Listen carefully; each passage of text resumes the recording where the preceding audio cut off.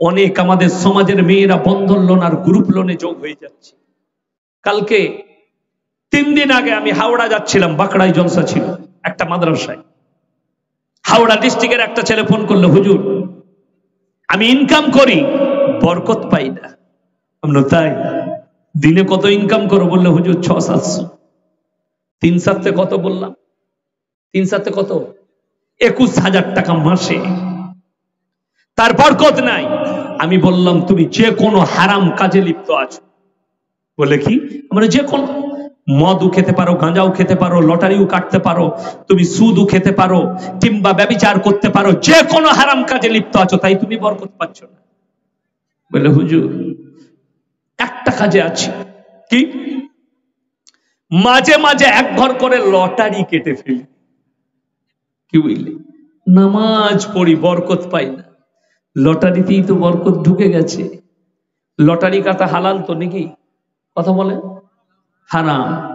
লটারির টিকিট কাটা হারাম। আমাদের দেশের কিছু মুসলমান নামাজি আছে, তারা মনে মনে করে 1 কোটি পড়ে গেলে আর কাটবো না, তাই না? 50 লাখ পড়ে গেলে আর কাটবো না। এই কাটবো না করেই যতটা কাটো হারাম, তোমার নামাজ মাইনাস। তুমি কিয়ামতের দিনে পাকড়াও হবে, তুমি দুনিয়াতে বরকত পাবে না। সেই ছেলেটাকে বললাম তোর ইমামের বেতন কত? বলে হুজুর আমার ইমামের বেতন 6,000 টাকা। আপনাদের মসজিদে ইমামের বেতন কত? কত? 4800 টাকা। ওই যতগুলো বিল্ডিং এ বাস করছেন, কবরে যান বুঝতে পারবেন 4800 টাকা ইমাম। আমি আর বেশি কিছু বলবো না, আমার বায়ান ইউটিউবে শুনবেন আপনারা। এখানে বেশি কিছু বলে গেলে আমাকে এখনো ভাত খাই না দিতেও পারে, ওই জন্য এখন বেশি কিছু বলবো না। আমার ভাই বড় কষ্ট লাগে। আপনাদের ইমাম সাহেব কোনোদিন বলেছে যে আমার বউ পালিয়ে গেছে 800 টাকা বেতন? ওই ভাই বল, আপনার ইমামের বউ আছে না পালিয়ে গেছে? আছে, পালাইনি। আমার মাদ্রাসায় আমার বেতন 8,000, আমাদের বেতন 8,000 6,000। আর বর্তমান টাউনে দেখাবো 70,000 টাকা বেতন পাই রোজ। খালি বউ বলছে গলায় দড়ি দেবো, না হলে ইঁদুর মারা বিষ খাও। ঠিক বলছি না ভুল বলছি? কথা বলেন, বুঝিয়ে দিই আপনাকে। আমাদের 6,000 বেতন। কলকাতার মেয়র ফিরহাদ হাকিমের মা যদি মরে যায়, জানাজার নামাজ কে পড়াবে? মদন মিত্র তো নাকি? তবে মমতা খালা কে পড়াবে? আমাদের মতো 6,000-এর মৌলবি পড়াবে। এই গ্রামের কোটিপতি মরে গেলে তার জানাজার নামাজ ওই 4800 টাকার মৌলবি পড়াবে। এটাই আল্লাহর কাছে কৃপা। জোরে বলুন সুবহানাল্লাহ। আমরা চাই না? বড় কষ্ট লাগে। সম্মান আল্লাহ দেয়, টাকাতে সম্মান পাওয়া যায় না, টাকায় ইজ্জত পাওয়া যায় না। ওয়া তুইজ্জু মান তাশা ওয়া তুদিল্লু মান তাশা বিয়াদিকাল খায়র ইন্নাকা আলা কুল্লি শাইইন কাদির। ইজ্জত আর জিল্লতের মালিক হচ্ছে আমি আল্লাহ রাব্বুল আলামিন। আমি দিই। তোমরা বেতন কোন দাও? 4800 টাকা বেতন দাও, ঠিক আছে। তোমরা 5,000 6,000 বেতন দাও, ঠিক আছে। কিন্তু আল্লাহ আমাদেরকে ইজ্জতের রুজি কেন দেয় জানে? আমার নবী, বিশ্ব নবী জনাবে মুহাম্মদুর রাসূলুল্লাহ, সকলে বলুন সাল্লাল্লাহু আলাইহি ওয়াসাল্লাম। আমার নবী হাদিস বর্ণনা করলেন, হে আমার সাহাবীরা শোনো, যারা আল্লাহর রাস্তায় থাকবে, যারা দ্বীনের পথে থাকবে, আল্লাহ তাদের মৃত্যুকাল পর্যন্ত ইজ্জতের রুজি দান করবেন। জোরে বলুন সুবহানাল্লাহ। আল্লাহর রাস্তায় দ্বীনের পথে যারা থাকবে, আল্লাহ তাদেরকে ইজ্জতের রুজি দান করবে। আপনি ভেবে দেখুন, যদি 18,000 টাকায় 21,000 টাকায় বরকত না পাওয়ার কারণ হারাম কাজে লিপ্ত। আমরা মৌলবীরা এক ঘর কাটতে পারি না? কথা বলে আমরাও কাটতে পারি, কাটি না কেন? হারাম। আমাদের অতি সন্তুষ্ট প্রকাশ। কোন প্রফেসরের মা মরে গেলে 6,000-এর মৌলবি, 90,000 বেতন পাই 1 লাখ, জানাজা পড়াবে 4,000-এর মৌলবি। এটাই দুঃখে বড় কষ্ট লাগে। অনেকজন বলে, আমাকে সেদিনে মেদিনীপুরে প্রশ্ন দিয়েছিল, রেট করে আপনি জলসা করছেন, বক্তারা রেট করে পয়সা নেয়, এটা কি জায়েজ আছে? আরে বর্তমানের অনেক দাড়িওয়ালা 5 ওয়াক্তের নামাজ পড়ে, হারামখোররা প্রশ্ন করে আর ফতোয়া দেয় বসে মসজিদে যে বক্তারা রেট করে পয়সা নেয়, তাদেরকে তাদের বয়ান শোনা যাবে না। চ্যালেঞ্জ ছুড়লাম আমি, মৌলবি শওকতের বেটা লাস্টে আসবে, মসজিদে শুয়ে আছে।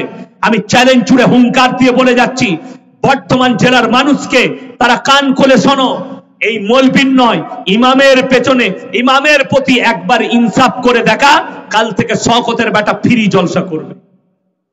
যারা ইমামের প্রতি ইনসাফ করতে পারে না, তারা বক্তার প্রতি কি ইনসাফ করা হবে জানা গেছে আমার। 5 ওয়াক্তের নামাজ পড়তে পারিস, মুখে দাড়ি রেখে নামাজ পড়ছিস, লজ্জা করা দরকার। বক্তারা টাকা নিলে যারা বলে এরা কবরে গিয়ে মার খাবে, ইমামকে ভালো করে বেতন দিতে পারে না, তারা আমাদেরকে কি ইনসাফ করে টাকা দিবে? ইনসাফ শোনাবো, ইনসাফ শোনাচ্ছি। আমার পরে মুর্শিদাবাদের বক্তা আসবে, তারপরে আমার আব্বাজি কাগজে লিখে দিবেন, এক্ষুনি আপনার বেটা স্টেজে বলে গেল। আরে মুর্শিদাবাদে এমন জায়গায় জলসাই গেছে, বাসে ট্রেনে যেতে আসতে 600 টাকা খরচ, খামের ভেতরে 200 টাকা ভরে দিয়েছে 10 টাকার লোটে এই মৌলবি শওকত সাহেব। এটা হচ্ছে মানুষের ইনসাফ। আমি 250 কিলোমিটার গাড়ি চালিয়ে গেছি, দিনাজপুর আপ ডাউন কমপক্ষে 600 কিলোমিটার রাস্তা। জানেন, জলসার পরে কোনো কমিটির লোক দেখা করেনি, আজও পর্যন্ত পয়সা পাইনি। আর কটা শোনাবো জানেন? মুর্শিদাবাদে 180 কিলোমিটার চলে গেছি, আর 30 কিলোমিটার বাকি আছে, আমি চা খাচ্ছি, 1 টাকা রাস্তা খরচ দেয়নি। ফোন করে জিজ্ঞেস করছি, বাবু কোন দিকে ঢুকবো? ওই যে হুজুর জলসাটা হবে না বলতে ভুলে গেছি। আপ ডাউন 500 কিলোমিটার রাস্তা, গাড়িতে 5000 টাকা তেল, সেই পয়সা কে দিবে? আমি আমার বইয়ের ব্লাউজ বেচে সংসার চালাবো? বক্তারা টাকা নিলে হারামখোররা মসজিদে দাড়িওয়ালা দাড়ি রেখেছে, নামাজ পড়ছে, হারামখোর ফতোয়া দেয়, যাদের বয়ান শোনা যাবে না। লকডাউনের সময় চাকরি না করে মাস্টাররা বেতন নিয়েছে, কখনো ফতোয়া দিতে পেরেছিস? তোর মুখে জুতো মারবে ফতোয়া দিতে গেলে। আমরা মৌলবীরা লকডাউনে মাদ্রাসা কাজ করেনি, মাদ্রাসা আমাদেরকে বেতন দেয়নি, আদায় করে বেতন নিতে হয়েছে, তোমার জানা নাই? বহু মাদ্রাসার সেক্রেটারি, বহু মাদ্রাসাওয়ালারা শিক্ষক দিকে বেতন দেয়নি, খোঁজ রেখেছেন, খাচ্ছেন আর ঘরে ঘুমাচ্ছেন। বহু মৌলবি কেরলে কাজে চলে গেছে, বোম্বে কাজে চলে গেছে, কেউ বর্তমান টাউনে অনেক মৌলবি, আপনার দাড়িওয়ালা মৌলবি যারা ইমামতি করতো, অনেক মাদ্রাসায় পড়াতো, টোটো চালাচ্ছে। কার কারণে? এই কমের কারণে। আপনাদেরকে বুঝিয়ে দিই, ইমাম সাহেব আপনাদের মক্তব আছে না? মক্তব না? হ্যাঁ ঠিকই আছে, তাইলে গ্রামের ছেলে ভালোই মানুষ হবে, তারা ব্যভিচারে লিপ্ত হবে না, মদ খাবে না, তা কারা খাবে? যে গ্রামে মক্তব নাই। কষ্টের বিষয়। কেন মক্তব নেই? পয়সা দিয়ে মসজিদে পড়াবে না। আমি ইনার সামনে বলছি, যদি হিম্মত থাকে আমাকে স্টেজ থেকে নামিয়ে দেন, আমি ঘর চলে যাব, কিন্তু আমি হক কথা বলে যাব আমার মৃত্যুকাল পর্যন্ত, আল্লাহর কসম। আমার দাওয়াত দিবার প্রয়োজন নেই, আমার মতো মৌলবীকে দাওয়াত দিবেন না যদি শোনার ক্ষমতা না থাকে। চ্যালেঞ্জ এটা, তোমার দাওয়াতের দরকার নাই। আমি কেন বলছি? আমার চাকরি যাবার ভয় না। আমি এই মসজিদের ইমাম নয় যে সকালবেলায় বলবে গুটিয়ে ঘর চলে যা, আমি স্টেজ থেকে নামবো, ঘর যাবো। তুমি দাওয়াত দেবে না, ভয় নাই। আমি দাঁড়িয়ে দাঁড়িয়ে মসজিদে 24 সালের ডেট আমার বুক হয়ে গেল, শেষ, আর পাবে না। 24 সালে ফাল্গুন চৈত্রে বৈশাখে ডেট নাই, শেষ হয়ে গেছে, কেউ পাবে না। ডিসেম্বর, এখন এই ডিসেম্বর গেল, জানুয়ারি ফেব্রুয়ারি চলছে, সামনে আপনার সেপ্টেম্বর অক্টোবর নভেম্বর ডিসেম্বর 10-12টা ডেট আছে, বাকি সব বুক হয়ে গেছে। তাহলে হক কথা লোক শোনারও লোক আছে আমার ভাই, ওই জন্য সহ্য হবে না আপনার। আমি যে হক কথাগুলো বলবো অনেকজনের সহ্য হবে না, কিন্তু যদি শুয়ে অনুশোচনা করেন, আপনার চোখ দিয়ে পানি আসবে যে আমরা কিরকম ইসলামে যুক্ত আছি, কতটা কোরআনকে মহব্বত করি, কতটা আল্লাহকে মহব্বত করি। আপনি জানেন, একটা মৌলবি মক্তবে পড়ালে এরা 10 টাকা দিতে গিয়ে এদের লজ্জা লাগে, 10 টাকা দিতে পারে না। কিন্তু সেই ছেলেটাই যদি টিউশন মাস্টার, অঙ্ক মাস্টারের 500 টাকা, ইংরেজি মাস্টারের 500 টাকা, বাংলা মাস্টারের 300 টাকা, ভূগোলের আলাদা, মাসে 5000 টাকা টিউশন খরচ দেয়, হারামখোরের গায়ে লাগে না। আর দুনিয়ার সবথেকে উম্দা কিতাবে তালিম দেবে, কোরআন পড়ালে তখন ফতোয়া আনতে যাচ্ছে দেওবন্দে, তখন ফতোয়া আনতে যাচ্ছে মেমারিতে, তখন ফতোয়া আনতে যাচ্ছে দিল্লিতে। আবে লজ্জা শরম করবি, কোরআনের লেগে ফতোয়া আনতে যাচ্ছিস, তোরা কবরে যা, 5 ওয়াক্তের নামাজ পড়বি, তারপরও কবরে কেলানি খাবি, লেখে নিয়ে যা। আমি শওকতের বেটা চ্যালেঞ্জ ছুড়ে বলে গেলাম, কোরআনের প্রতি মহব্বত নাই, তোমার মহব্বত এসছে দুনিয়ার প্রতি। বড় কষ্ট লাগে। আমি চ্যালেঞ্জ ছুড়ে বললাম, বর্তমান জেলার মানুষ কাল থেকে যদি 50,000 টাকা ইমামের বেতন করে, শওকতের বেটা সামনে বছর থেকে ফ্রি জলসা করবে। কেন জানেন? আমি তো জলসাই করব না, ইমামতি করব। কথা বুঝতে পারেননি? আমি ইমামতি করব। যার মন যাবে গাড়ি করে নিয়ে যাও, গাড়ি করে দিয়ে যাবে, আমার মাদ্রাসায় পৌঁছে দাও। আমি ইমামতি করব, 50,000 টাকা পাবো, রাঙা ভাত পাবো। আমাকে দেখিয়ে দেন বর্তমান জেলায় 1 লাখ মুসলমানকে বার করুন, একটা দেখিয়ে দেন ডাক্তারের বেটা, প্রফেসরের বেটা, মাস্টারের বেটা, হেডমাস্টারের বেটা মৌলবি হয়ে ফ্রি দিনের খিদমত করছে, তবে বলবো বাপের বেটা। তোমার ছেলেকে ডাক্তার করছো কেন? 5 টাকার ওষুধটা 15 টাকায় বিক্রি করে লোকের পেট ফেরে পয়সা নিবে। আমি বললে খুব গায়ে লাগবে, এগুলো সব গায়ে লাগা কথা বলছি, কিন্তু অনুশোচনা করবেন কি বলছি। তোমার ছেলে প্রফেসর হলে 1 লাখ বেতন পাবে, একজন মসজিদের মতওয়াল্লি কি বললেন, চলে এসছে জুম্মার দিনে গোসল করে ফিট হয়ে চলে এসছে। কালকে জুম্মা আছে না? নাই কথা বলেন, সকলে নামাজ পড়বেন, জোরে বলুন ইনশাআল্লাহ।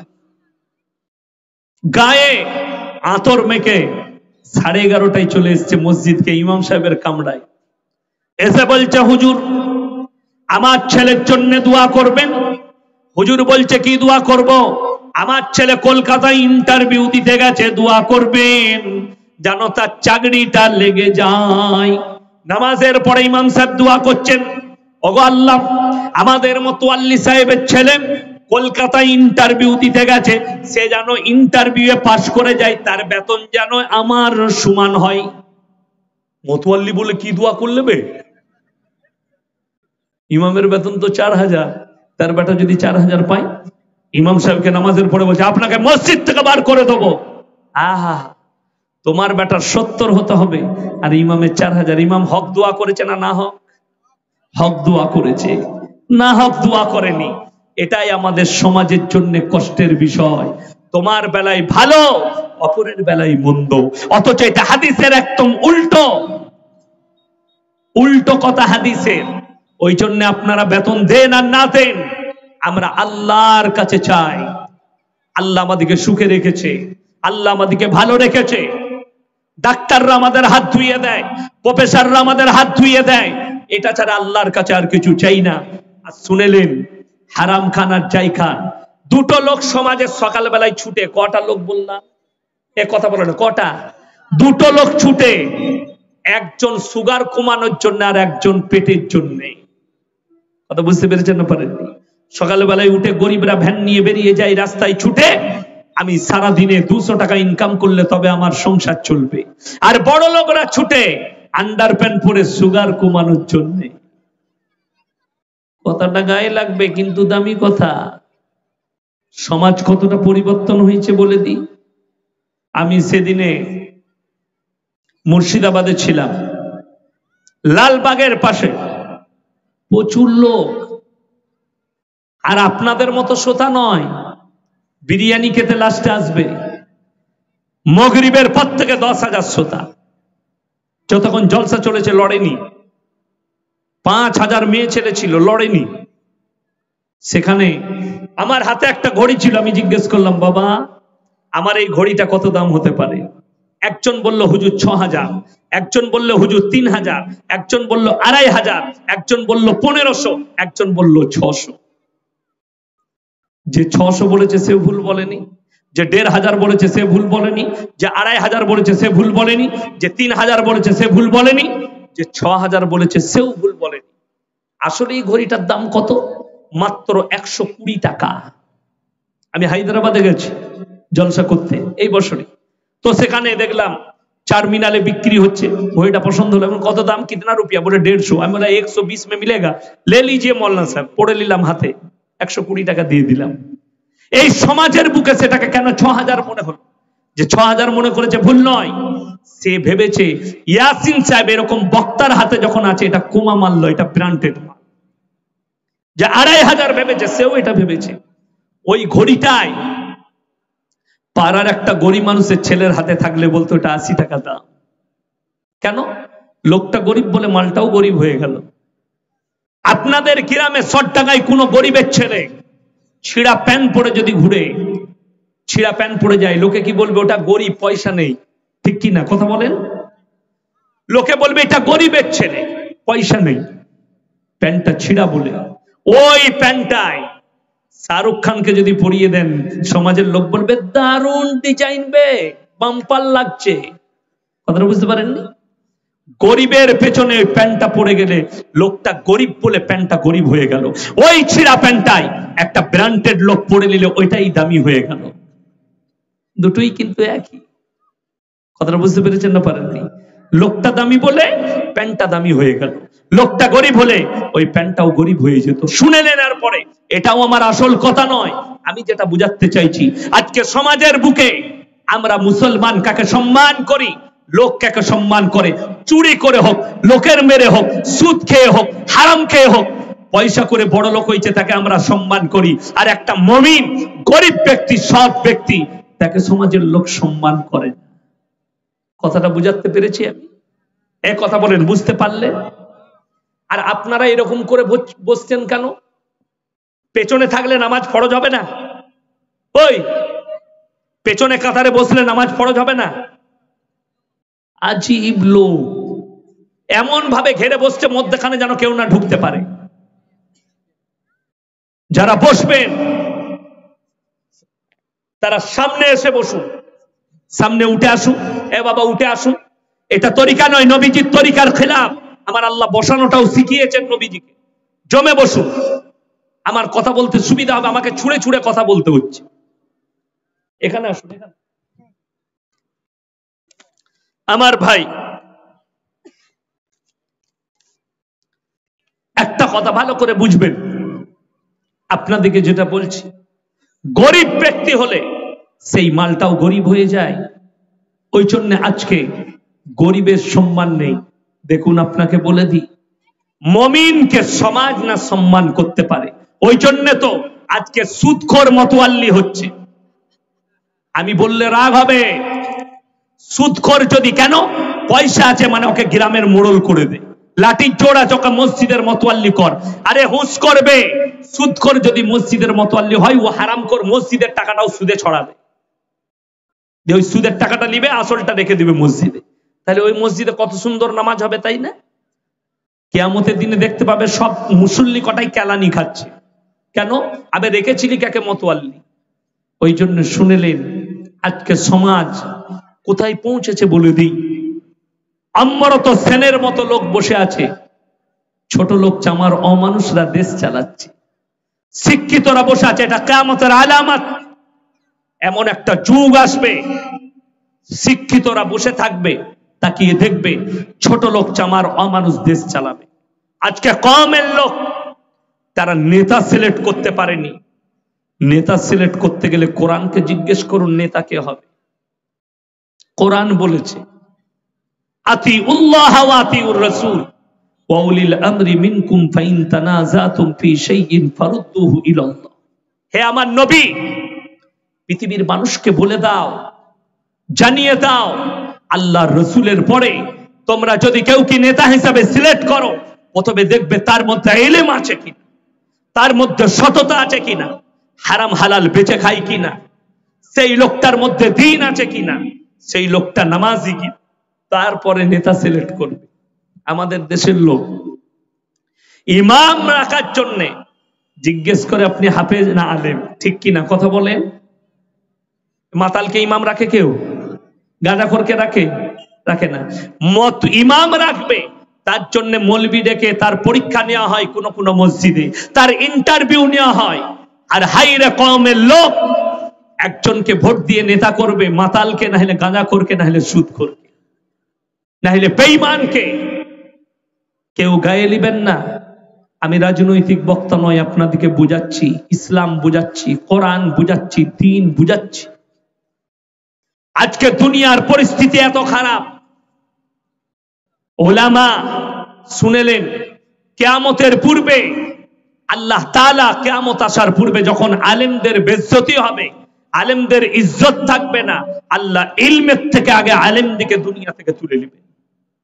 বড় বড় আলেম দিকে তুলে নেবেন দুনিয়া থেকে, তোমাদের চোখের সামনে দিন এমন ভাবে বিকৃত হবে আপনি অনুভব করবেন। আপনি বর্তমান জেলায় দেখিয়ে দেবো, বহু হারামখোর আছে নামাজ পড়ে, ছেলের জন্মদিন পালন করে। খুঁজবেন আপনি আপনার মেমারি থানায়, খুঁজবেন আপনি আপনার মুসাগ্রাম থানায়, যোগগ্রাম থানায়, খুঁজবেন আপনি বর্তমান জেলায়। শওকতের বেটা ইয়াসিন বলে যাচ্ছি, 5 ওয়াক্ত নামাজ পড়ে, নিজের বইয়ের বিবাহ বার্ষিক পালন করে। ওদের লজ্জা করা দরকার। তোর নামাজ কবুল হবে না। মুসলমানদের ছেলেরা 1 জানুয়ারি পালন করে, মুসলমানদের ছেলেরা 25শে ডিসেম্বর পালন করে। আরে আমি বললে বড় মুখে ছোট হয়ে যাবে কথা। আমাদের দেশের হিন্দু ভাইরাও নিজের ধর্ম ছেড়ে ইহুদি খ্রিস্টানদের ধর্ম পালন করতে লেগেছে। বড় কষ্ট লাগে। ইহুদি আর নাসারা আজকে মুসলমানদের ছেলেরা, আপনারা জানেন, গুগল খুলেন, ফেসবুক খুলেন, ইউটিউব খুলে দেখেন। আমরা বলিনি, আমাদের মতো বুকা মৌলবীরা বলেনি। বলেছে কারা?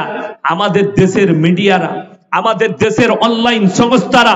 14ই ফেব্রুয়ারি আমাদের দেশের এই শুধুমাত্র পশ্চিম বাংলায় 7 লাখ খালি কন্ডম বিক্রি হয়েছে অনলাইনে। আর যেগুলো কিনেছে সব যুবক আর যুবতী। তার মধ্যে দুঃখ লাগে বলতে 3 লক্ষ খালি মুসলমান ছেলে মেয়ে আছে। 3 লক্ষ মুসলমান ছেলে মেয়ে আছে। কি করে? এরা আমাদের মুসলমান যুবক যুবতীরা নিজেদের ইজ্জতকে লুটিয়েছে 14ই ফেব্রুয়ারি ভ্যালেন্টাইন ডে এর নাম করে। মুসলমানদের ছেলেরা নিজেদের যৌবনকে নষ্ট করেছে ভ্যালেন্টাইন ডে এর নাম করে। কোরআন খুলবেন, তাফসীর উলামাদের কাছ থেকে জানবেন। গায়রিল মাগযুবি আলাইহিম ওয়ালা দাল্লিন, মাগযুব মানে ইহুদি আর দাল্লিন মানে নাসারা। এই দুটো দলই পদভ্রষ্ট এবং এদের যারা অনুসারী হবে তারাও পদভ্রষ্ট হয়ে যাবে। আপনার ছেলে, আপনি নামাজ পড়েন, আপনার ছেলে 1 জানুয়ারি পালন করেছে, আল্লাহর কসম তুমি তোমার ছেলেকে বাঁচাতে পারবে না, তোমার ছেলে জাহান্নামে যাবে।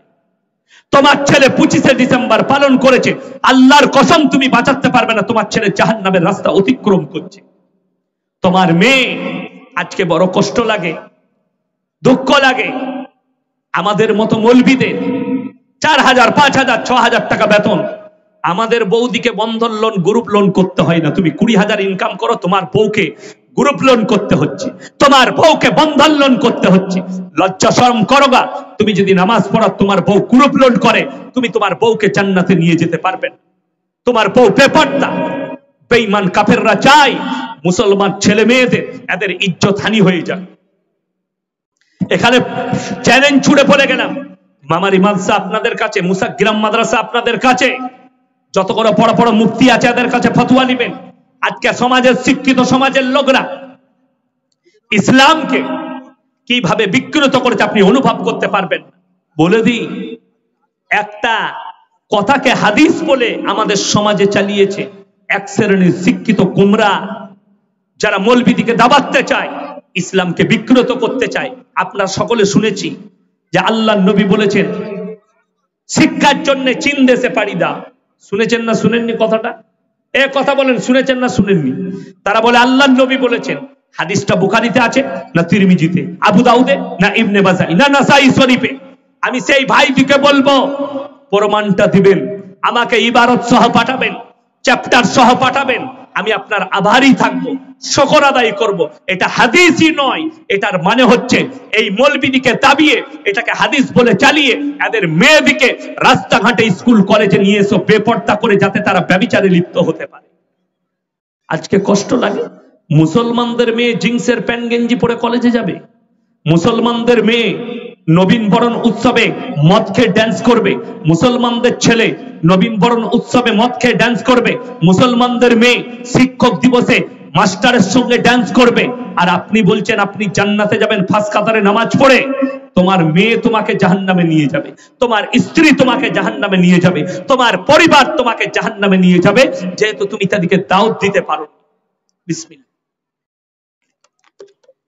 ওই জন্যে আমাদের 6000 বেতনে আমাদের বিবিদিকে বন্ধন লোন আর গ্রুপ লোন করতে হয়নি, আপনার 20,000 আপনাকে লোন করতে হচ্ছে। বন্ধন লোন আপনার বিবিকে গ্রুপ লোনে জড়িত হচ্ছে। জানবেন আল্লাহ আপনার উপরে নারাজ, আল্লাহ আপনার উপরে নারাজ হয়ে আছে। ওই জন্য আপনাকে হারাম খেতে হচ্ছে আপনার বিবির দ্বারা, আপনার বিবিকে রাস্তায় নামাতে হয়েছে আপনাকে। গায়ে লাগবে কথাটা? তুমি তোমার বিবিকে রাস্তায় নামিয়ে দিলে পয়সার জন্যে। পয়সাতে সুখ আছে না? ডাল আলু খাবেন, বিবির গলা ধরে শুতে পাবেন, এর থেকে বড় সুখ আর কিছু নেই। সবজি ভাত খাবেন, মরণের পরে শান্তি পাবেন যদি হালাল হয়। দুনিয়াটাও শান্তিময়, পরকালটাও শান্তিময়, কবরটাও শান্তিময়। এই জন্য আমাদের মৌলবীরা আমরা শুকর আদায় করি। 6,000 মৌলবীতে আমাদের দুঃখ আল্লাহ দেয়নি, আল্লাহ চালিয়ে দিচ্ছে। দেখেন পোশাক, দেখেন আমাদের উলামাদের। আমাদেরকে লোকে জিজ্ঞেস করে, হুজুর ছিটটা কোথায় কিনেছেন? আবে তুই যে দোকানে কিনেছিস আমিও কিনেছি। পার্থক্য একটাই, ইখলাসের কারণে এত সুন্দর লাগছে। যারা 5 ওয়াক্তের নামাজি হয় আল্লাহ তাদের চেহারার নুরানিয়াত বাড়িয়ে দেয়। জোরে বলুন সুবহানাল্লাহ। যতগুলো আমার চাচাজি বসে আছেন দাড়িওয়ালা নামাজি, তাদের চেহারার রৌনক দেখো। আর যারা নামাজ পড়ে না, হিজড়ে সেজে আছে গাল চেচে দিয়ে, তাদের চেহারা দেখো। শাড়ি পরে দিলে হিজড়ে ছাড়া ধরতে পারবে না। রাগ হচ্ছে, খুব সাবধান আমার ভাই। ইসলামে উলামাদের উপরে এমন একটা যুগ আসবে, এই মুসলমান সমাজী উলামাদের উপরে টর্চিং করবে। একটা প্রশ্ন এসছে, আসসালামু আলাইকুম, বাংলাদেশে এক বক্তা শরীফুল ইসলাম নুরি তার জিভা সিয়ারা কেটে ফেলেছে 7 সেন্টিমিটার, 7 সেন্টিমিটার জিভ কেটেছে তার। শেখ হাসিনা কি করণীয় একটু বলবেন দয়া করে? আমার ভাই আমি দেখেছি ওটা, যে শরীফুল ইসলাম নুরি বলে একটা ভালো বক্তা, তার জিভাকে কেটে নেওয়া হয়েছে। কেটেছে কারা? সিয়ারা। সিয়াদিকে কেউ মুসলিম ভাববেন না, 1 নম্বরই। আমি বাংলাদেশের মানুষকে বলতে চাই, সিয়াদিকে মুসলিম ভাববেন না, হিজবুত তাওহীদকে মুসলিম ভাববেন না। যারা আপনার কাদিয়ানি আছে এদিকে মুসলিম ভাববেন না, এগুলো মুসলমান নয়। সিয়ারাও মুসলমান নয়। এবং আমাদের দেশে যে ফিতনা ছড়িয়েছে কাদিয়ানি, বাংলাদেশে কাদিয়ানিরা ইজতেমা করতে চেয়েছে। আমি বলবো হাসিনা সরকারকে, সিয়াদিকে যারা জিভা কেটেছে এদিকে যদি তুমি বিচারের আয়ত্তায় না আনতে পারো, তোমার বিচার আমার আল্লাহ করবে।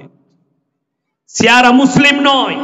আমি বাংলাদেশের মানুষদিকে বলবো, এই ধরনের হারামদের কাছ থেকে তোমরা নিজেদেরকে হেফাজত করো। হিজবুত তাওহীদ একটা দল বেরিয়েছে, এই হারামখোর বলে ছেলে মেয়ে সব এক জায়গায় বসতে পাবে। এই হারামখোর বলে দাড়ি রাখা যাবে না। এই হারামখোর বলে নামাজের মধ্যে জান্নাতের নামাজ চাবিকাঠি নয়, তাওহীদ হচ্ছে নামাজের জান্নাতের চাবিকাঠি। এই ধরনের হারামখোরদের কাছ থেকে হেফাজত করুন। শিয়াদের আকীদা একটু আমি বলে দিই, আমার দেশের যারা মুসলিম ভাই এসে বসেছেন, যদি আপনার কাছে এরকম কোন প্রবলন আসে, শিয়ারা সব থেকে প্রথম প্রবলনটা দিবে, সেটা হচ্ছে টাকা সম্পদের। একটা জিনিস ভাববেন, আমাদের উলামায়ে দেওবন্দ, আমাদের দেশের উলামারা, এরা কেউ টাকার ভুকা নয়। আমরা টাকার জন্য বিক্রি হয় না, আলহামদুলিল্লাহ, জোরে বলুন সুবহানাল্লাহ। ওই জন্য কেউ টাকার ভুকায় বিক্রি হবেন না। শিয়াদের প্রথম প্রবলন টাকা আসবে আপনার কাছে। 1 নম্বরই তাদের প্রথম নম্বর আকীদাটা শুনেলেন, বুঝতে পারবেন তারা মুসলমান আছে কিনা। 1 নম্বর আকীদা, আল্লাহ জিবরিল আমিনকে পাঠিয়েছিলেন কি দিয়ে? ওহী নিয়ে। নবীর কাছে, আল্লাহর নবীর কাছে নয়, আলীর কাছে পাঠিয়েছিল, ভুল করে নবীকে দিয়েছে। জোরে বলুন নাউজুবিল্লাহ। আপনাদের মুখে শব্দ নাই, নাউজুবিল্লাহ বলতে পারছেন না, আপনি সাপোর্ট করছেন। এখনই যদি বলা হয় জয় বাংলা, হারামখোররা জোরে চিল্লাবে। যদি বলে মমতা ব্যানার্জি জিন্দাবাদ, বলবে জিন্দাবাদ জিন্দাবাদ। শুয়োরের গলাটা কি করে বেরোইবে? আমি বললে গায়ে রাখবে? জোরে বলুন নাউজুবিল্লাহ। তবে আপনি মুমিন, তবে আপনার ঈমান মজবুত। তা না হলে আপনি নেমক হারাম। যদি আল্লাহর নাম নিতে আপনার জবানে কষ্ট হয়, তোমার জবান যেন আল্লাহ বন্ধ করে দেয়, যার নাম নিতে কষ্ট হয়, যার লজ্জা লাগে আল্লাহর নাম নিতে। কাকে ভয় করছো? কাকে ভয় করো? আমি চ্যালেঞ্জ ছুড়ে বলে গেলাম, আমি আমার মুখ্যমন্ত্রীকে রেসপেক্ট করি, আল্লাহর কসম ভয় খাই না, আল্লাহকে ভয় খাই।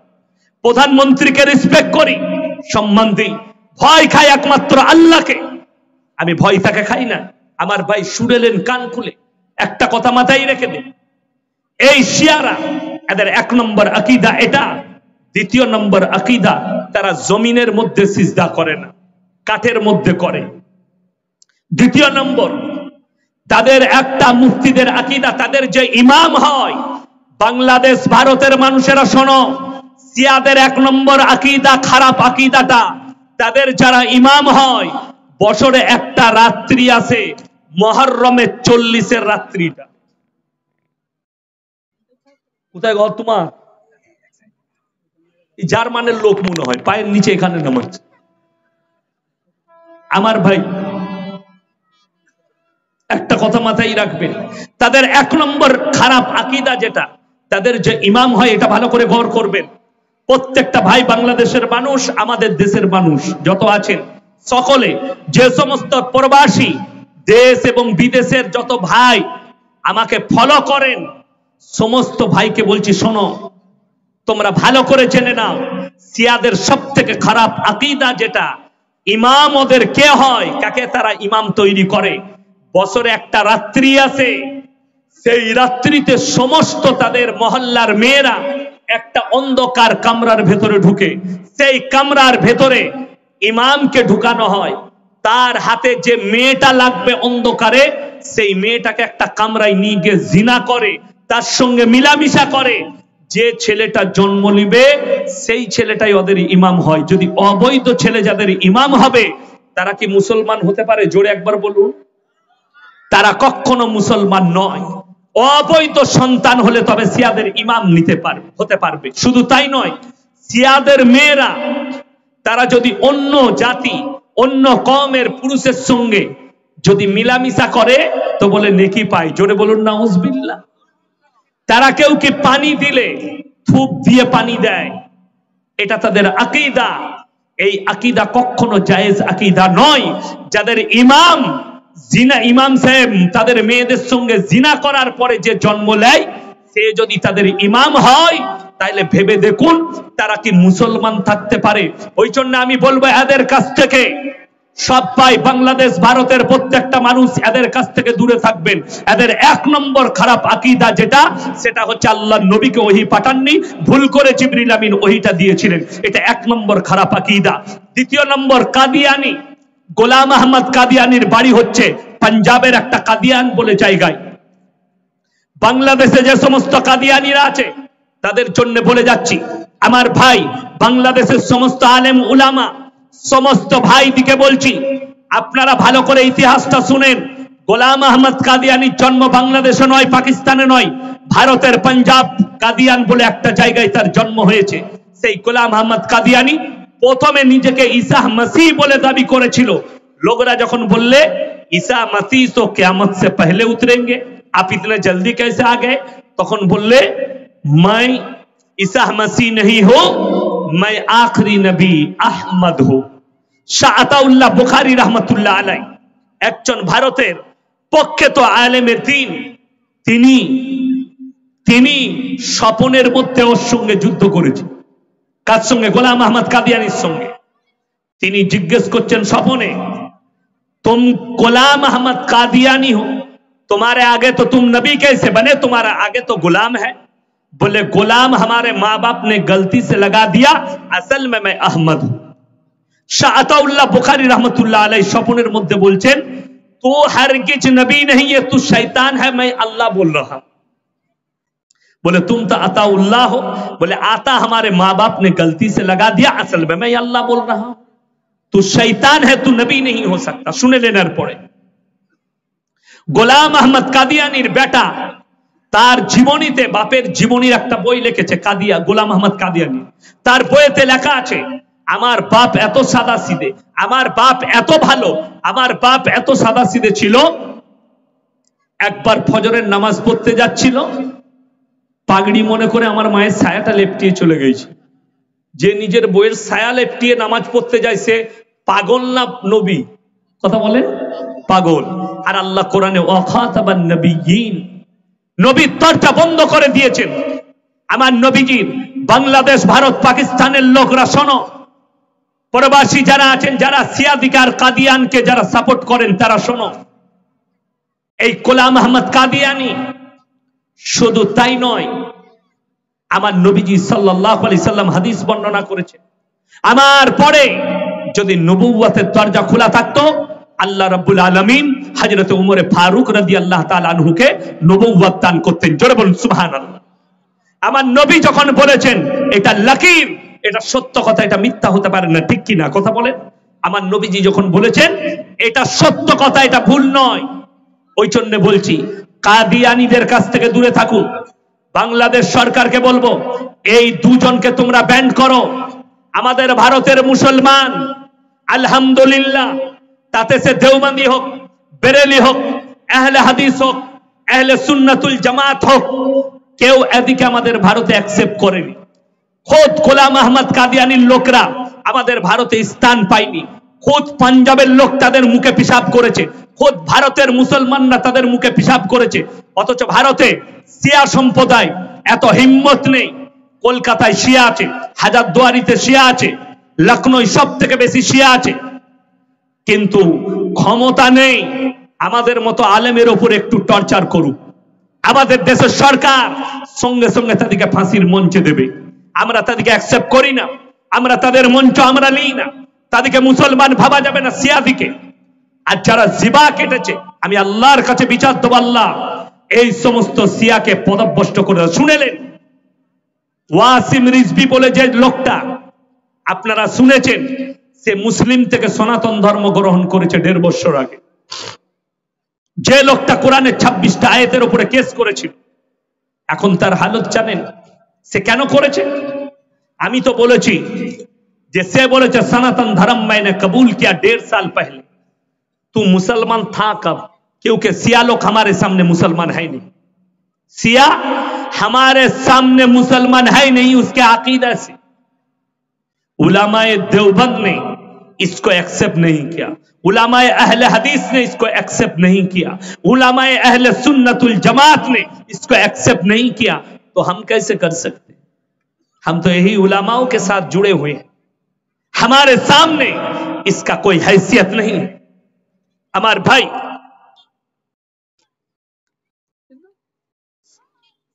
হ্যাঁ, আমার ভাই খুব ভালো করে বুঝবেন যে ইসলাম এত সুন্দর, আল্লাহর কসম, একটা মুমিন আর একটা মুমিনের ভাই ভাই, ঠিক কিনা?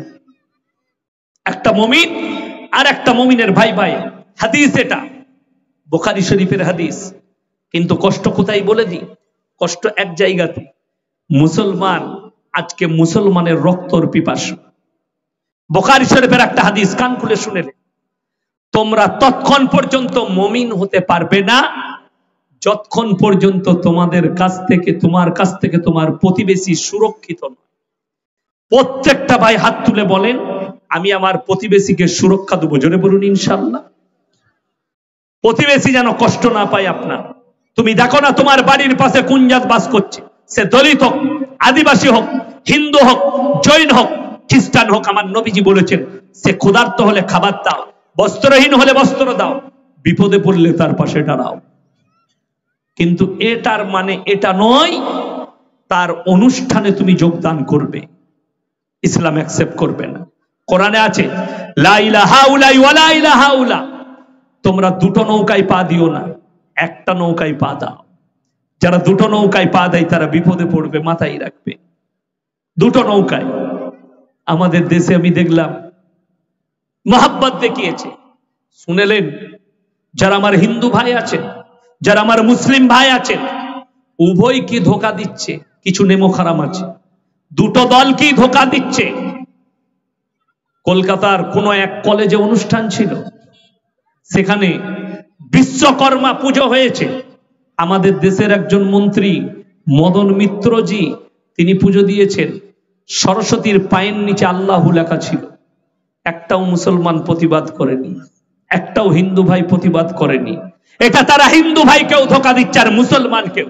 তোমাকে দেখাচ্ছে তোমার আল্লাহকে ভালোবাসি, যদি আমার আল্লাহকে এত ভালো লাগে কলমাটা পড়, অসুবিধা কোথায়? কথাটা বুঝতে পারেননি আমার?